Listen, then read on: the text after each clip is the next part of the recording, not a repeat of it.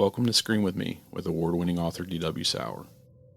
The content discussed in this story you're about to hear discusses potentially sensitive topics that include but are not limited to physical and substance abuse, addictions, paranormal and supernatural, extraterrestrial, mythological, and graphic violence that may be triggers to some. The goal of this podcast is to entertain and not cause harm. The author does not intend to undermine the struggles of people who have suffered or been a victim. Please stop listening when any parts of the story become too much. The author copyrights all episodes of Scream With Me and can be purchased in print. All rights reserved to author D.W. Sauer, and no parts of this production may be reproduced, stored in a retrieval system, or transmitted in any forms by any means electronic, mechanical, transcribed, photocopied, screenshot, recorded, sampled, or other forms of reproduction without the written permission of the author, D.W. Sauer. The following story you're about to hear is a work of fiction. Some Scream With Me stories are inspired by local and national folklore. However, the characters and events are fictitious with the exception of verifiable historical events and locations. All incidences, descriptions, dialogue, and opinions are expressed products of the author's imagination and not to be construed as real. Unconditional Love Part II. The touch of death pierced Emma's skin, and the words, "I know," ran through her like a cold chill down her spine. "I know," the voice repeated. Emma opened her eyes to see complete darkness. Like the cold of the demon's touch, this was a darkness that Emma couldn't experience in life. With eyes wide open, Emma couldn't see her hands out in front of her or anything else discernible. It was complete and utter darkness. With her eyes failing her, Emma yelled, "What do you know?" A light brighter than the sun flashed before Emma.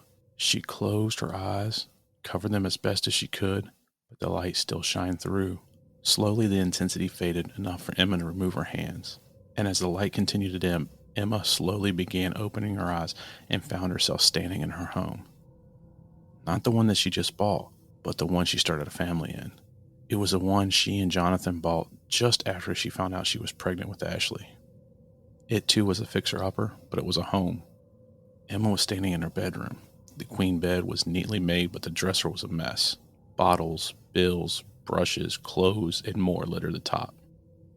Emma looked down at the old shag carpet and jumped when seeing a pair of feet nestled between her legs. She rushed out the other side of the room, turned back and looked. A woman was sitting on the floor with her back resting on the door. The woman wasn't just anyone, though. It was her. "No, no, no," Emma started to cry. "Not here, not now." Emma walked to the door, turned the knob, and pulled. But the door didn't budge. It didn't move because a version of her was sitting on the floor. No, it didn't move at all. The door might as well have been part of the wall.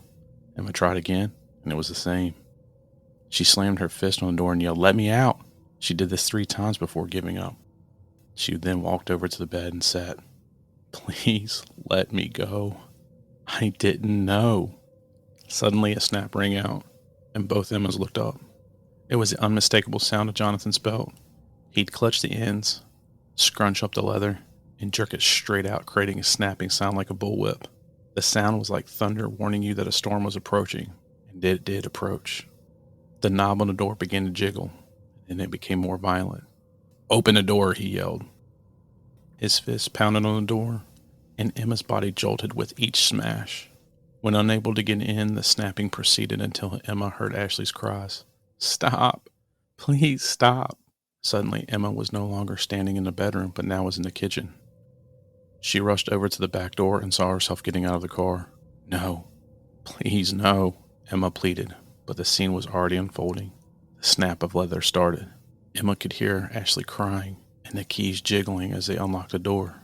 Emma's younger self opened the door fully and started to step inside the house. The belt snapped once more, and Emma's head jerked up. She paused until she heard the next snap, and then quietly and slowly backed out of the house. Emma watched as she got back in the car and pulled away. "Please stop. I'm sorry." Once more, Emma's pleas went unheard, and she was transported. This time she was a passenger in the car. Jonathan was driving while Ashley and Brittany were quietly sitting in the back seat. The silence was only out of sheer terror. Ashley gripped her sister's hand tightly as the car haphazardly drove down a dirt road. Emma knew that this was the end for Jonathan, and each bump seemed to make the pit in her stomach grow larger and larger. She looked back to the girls and could tell they wanted to cry, but Emma, like the girls, knew that crying would only make things worse. Ashley looked over at her sister, who was looking straight ahead. Tears were forming in the corner of their eyes, but their strength was holding them back. They had a strength that Emma didn't, and at that moment, the shame for all they let Jonathan get away with came to the surface. Unable to hold it in any longer, the tears began to flow as the car came to a halt. Everyone got out, and Emma made eye contact with Jonathan. His almost black eyes seemed to gleam with not just anger, but also delight. Emma never knew what made one of the kindest souls she ever met turn into Mr. Hyde. However, she realized what it was that caused him to turn into a vile person was the same thing that caused her to become a coward. Without being told, Ashley and Brittany walked to the trunk of the car. This reaction was only the cause of having to do this time and time again. How many times did he do this, Emma thought. The snap of the belt brought Emma back to her current reality. Bend over, Jonathan ordered. Ashley did as told, and Emma could see her eyes locking on the crowbar. She reached out and gripped it so tightly you could see the white in her knuckles. Ashley turned toward Jonathan, swung the iron, and connected with his jaw. As the force caused Jonathan's face to turn the side of his body, blood, teeth, and spit spewed from his mouth. Jonathan fell to the ground and Ashley quickly jumped on top of his chest. Before he could react, she reared back her arm and swung. The crunch of Jonathan's jaw breaking made Emma flinch. Like a tennis player returning a volley, Ashley pulled the crowbar across her body and delivered a backhand swing to her father's other jaw. Blood poured from his mouth. It flew all over Ashley as he begged, "Please stop." The request infuriated Ashley and she started to violently and haphazardly swing. She hit his head, neck, shoulders, and Emma could tell Ashley just wanted to inflict the same pain he had caused her all these years. "That's enough," a raspy voice said. Ashley jumped off her father and turned to the voice. Emma looked over and saw the demon that had terrorized them. Brittany then rushed to Ashley's side and they took several steps back from their father and the demon. "What are you? What do you want?" Ashley demanded. "I've come for your sin," he answered. "Take him. He's the one that sinned. Take him," Ashley screamed. The black figure waved his finger. "He's not mine to take. Another handles those like him." The demon turned to his right and another suddenly became visible. It was as if Emma was looking at demonic twins. They even moved the exact same way. The newly appeared waved his hand and a figure started to become visible. Her husband came into full view despite his body laying just feet before them. Before Jonathan's spirit could react, the demon grabbed Jonathan by the neck. His mouth was moving as if it were saying 1,000 words a minute, but nothing came out. "We all have a job, and mine is to collect you." Emma was once again transported, and this time she arrived at her new house. All the events that happened from the time they moved in until the time the demon took her flashed before her eyes. When the journey ended, she was face to face with the girls. "Brittany, Ashley, it's over." Emma tried to move, but she couldn't. She looked around. Again, she tried to move, but couldn't. "What's happening? Why didn't you do anything?" Ashley asked. I'm so sorry. Please forgive me," Emma pleaded. "I tried, but I can't. Ehrlich showed us everything. He showed us every opportunity you had to stop it, to do something." Tears now flowed down Emma's cheeks. "It's a little too late for tears, Mom. Dad hurt us over and over, and you did nothing." Brittany wiped a tear from her eye. "You even chose to leave instead of helping us? You deserve punishment as much as he did." "It's true that he doesn't like children, so we've made a deal," Ashley informed. What deal?" "He comes for sins, and yours is just as bad as mine, so I offered him you." Emma shook her head. "You offered me?